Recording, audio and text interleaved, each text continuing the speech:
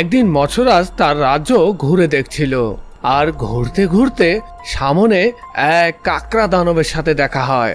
আর কাকড়া দানবের চেহারা দেখে তো মৎস্যরাজ খুব অবাক হয়ে যায়।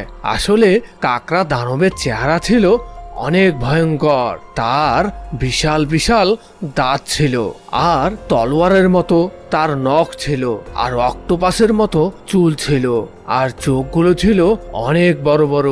তার সারা গায়ে ছিল কাকড়া, এই জন্য তাকে কাকড়া দানব বলা হয়। এরপর কাকড়া দানব সেই মৎস্যরাজকে বলে, তুমি যদি এর রাজ্য ঘুরতে চাও তাহলে আমার দুটি ধাঁধার উত্তর দিতে হবে, তবেই তুমি এই রাজ্য ঘুরে দেখতে পাবে। কাকড়া দানবের কথায় মৎস্যরাজ রাজি হয়ে যায়। এরপর কাকড়া দানব তার প্রথম ধাঁধাটি বলতে শুরু করে। তার প্রথম ধাঁধা হলো, কোন পাখি সবচেয়ে বেশি উড়তে পারে? ঈগল, শকুন, পায়রা, টিয়া।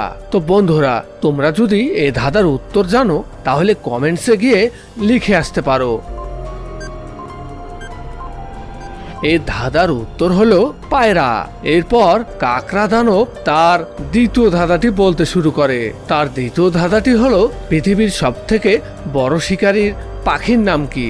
ঈগল, পেঙ্গুইন, শকুন, ক্যান্ডোর। তো ছোট্ট বন্ধুরা, তোমাদেরও যদি এই ধাঁধার উত্তর জানা থাকে তাহলে কিন্তু কমেন্টসে গিয়ে লিখে আসতে পারো।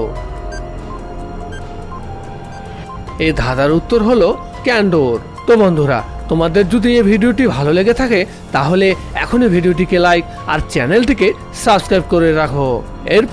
এরপর মৎস্যরাজ ধাঁধার উত্তর দিয়ে সেখান থেকে চলে যায়।